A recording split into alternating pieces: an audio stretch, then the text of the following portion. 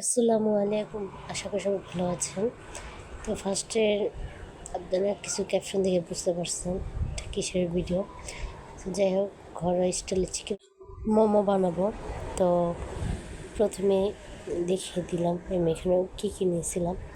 তো যাই হোক, তো মাংসটা আমি কেটে কুটে রেখে দিলাম। আর এখানে কী কী নিয়েছিল আপনারা দেখতেই পারছেন, বলার কিছু নাই। তো যাই হোক, এখানে আমি আটাটা ভালো করে ডো করে নিব।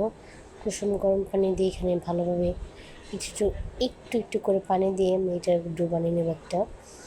তো এখানে আমি ভালোভাবে ডলে ডলে এখানে আলতো করে আমি একটা ডো বানিয়ে নিছি।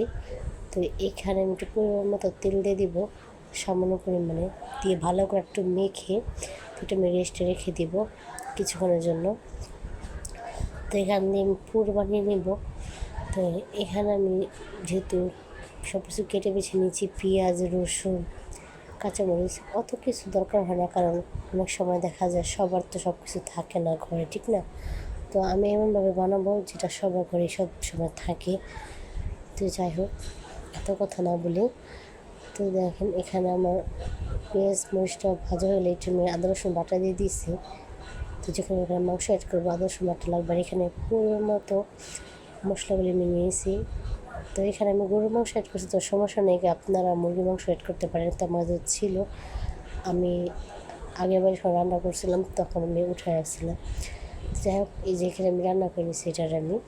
তো এখানে ছোটো ছোটো করে গোল গোল করে লিচি কেটে নিয়েছি। লিচি কেটে নেওয়ার পরে যেহেতু আমি অত ভালো শেফ না মোমো বানানোর জন্য, তো আমি আমার মতো করে যেরকম পারছি এরকমভাবে বানাইছি। আপনারাও চাইলে ইউটিউবে সার্চ করে মোমো ভিডিও দেখে বানাতে পারেন। তো আমি আমার মতো করে ডিজাইন দিচ্ছি।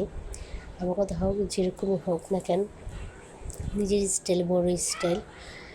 আর আমি অত সুন্দর পাই না, আর বাইরে যে কিনে খাবো ওইটা আমার কাছে ভালো লাগে না। তো যাই হোক, মশলা দিলে আমার কাছে মনে হয়েছে যাক দারুণ হয়েছে। তো আমি এখানে একদম ছাঁকনি বা কোনো কী বলো ওটাকে আপনাকে, তুমি একটু এখন বর্তমানে যেহেতু মোমোরই মানে ভাইরাল, সবার কথা সব কিছু থাকে না। তো যেহেতু ঘরোয়া স্টাইলে, তো যেহেতু আমি আমার মতো করে এটাকে ভাপিয়ে নিব। তো হালকা একটু তেল দিয়ে ভালো করে একটু পাতিলে আমি ঘুরিয়ে নিছি। তো এখানে হালকা করে একটু ভেজে নিয়ে এখানে একটু পরিমাণ অনুযায়ী পানি দিয়ে তো এটা আমি ভাপ দিয়ে নিব।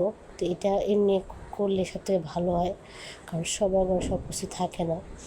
তো যাই হোক, তো এখানে আমি কিছুটা আবার ভেজে নিছি। আমার মা আবার ভাপ দেওয়া জিনিস খায় না। তো যাই হোক, এখানে মোমোটা হয়ে গেছে।